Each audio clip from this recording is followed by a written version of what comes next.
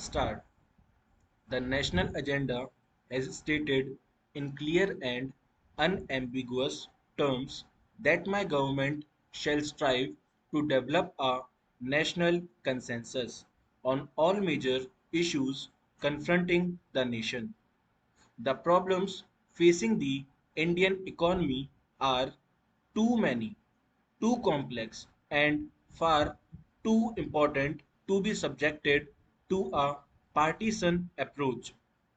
We simply cannot afford to play politics with the nation's economy anymore.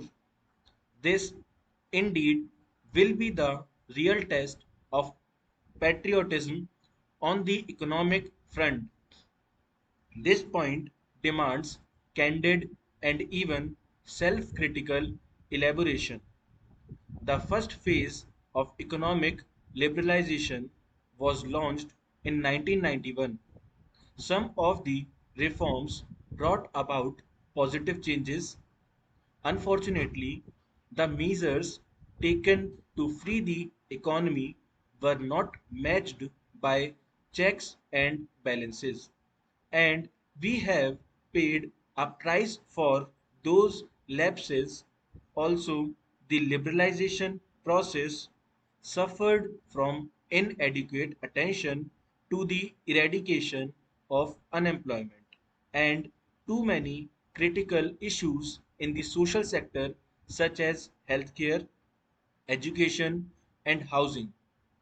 Importantly, it failed to give a momentum to infrastructure development, which is now choking growth. In our view, the reasons lie in the failure of the government to effectively address the core concerns of the Indian industry.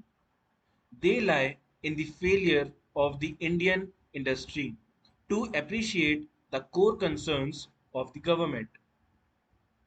They also lie in the failure of both the government and the industry to convince the common man that he too has a stake, a vital stake in the reforms process.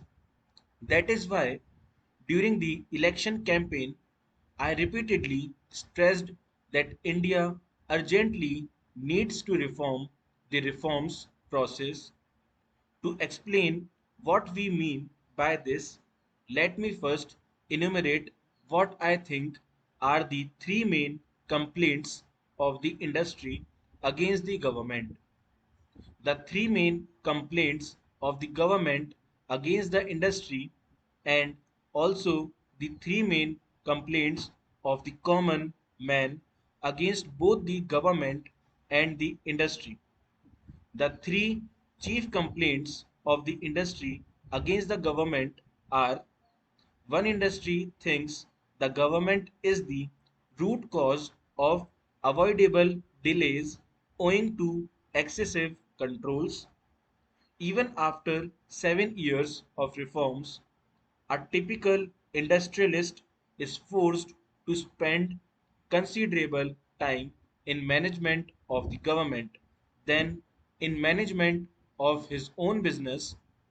Two industry complains that the government takes too much but provides too little, and that too haphazardly.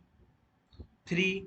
The government is in all those areas of business in which it had no business to be there in the first place. Now, let us look at the three chief complaints of the government against the industry. 1. Government feels that the industry does not share its social objectives. 2. The industry wants the government to govern well. Full stop.